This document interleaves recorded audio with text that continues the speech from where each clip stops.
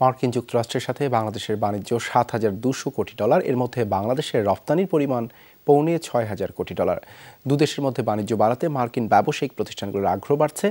প্রায় 17 কোটির বিশাল বাজারে মার্কিন বিনিয়োগকারীদের আকৃষ্ট করতে ইউএস ট্রেড শো গুরুত্বপূর্ণ ভূমিকা রাখতে পারে।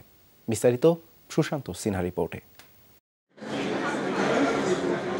বাংলাদেশ আয়তনে ছোট্ট হলেও পণ্যের বাজার হিসেবে বিশাল এবং আকর্ষণীয়, কারণ প্রায় 17 কোটি মানুষের এই দেশে 3 কোটি মানুষ মধ্যবিত্ত শ্রেণীর তালিকাভুক্ত হয়েছে গেল কয়েক দশকে।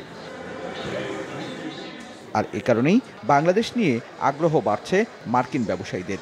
আর সেই পরিকল্পনার অংশ হিসাবেই 26 বছর ধরে চলছে ইউএস ট্রেড শো। ওদের এই জায়গাতে আরও বেশি আসা উচিত এবং ম্যানুফ্যাকচারিংয়ে ওরা অ্যাটেম্প করা উচিত, কারণ এখন আমাদের 160 মিলিয়ন পিপল, ইমার্জিং একটা মিডল ক্লাস হয়েছে। এই middle class can afford those products. PNG আসতে নতুন একটা ইনভেস্টমেন্ট হবে, এই জায়গাতে ফ্যাক্টরি হবে, এমপ্লয়মেন্টের সুযোগ হবে। 3 দিনের এই মার্কিন পণ্য মেলায় অংশগ্রহণকারীরা আশাবাদী দর্শনার্থীর উপস্থিতি ও বিক্রি নিয়ে। কার্গিল ইন ফিউচারে আমাদের পোলট্রি এবং ফার্মার কিছু এক্সপিরিয়েন্সের জন্য ম্যানুফ্যাকচারিং প্ল্যান করতে পারে। সেল ভালোই হয়, এবার এর থেকে বেশি আশা করছি আর কি।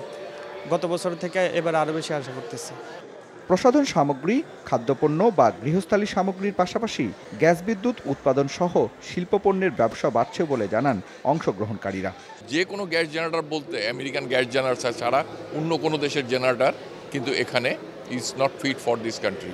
আমাদের নিজস্ব ওয়ার্কশপ, নিজস্ব ভ্যান, নিজস্ব সার্ভিস ফ্যাসিলিটি এবং 24/7 24 ঘন্টা 365 দিন আমরা কাস্টমারকে সাপোর্ট দেই। শনিবার রাত 8টায় শেষ হবে 26তম US trade show. Sushanta Sinha, Jamuna news, Dhaka.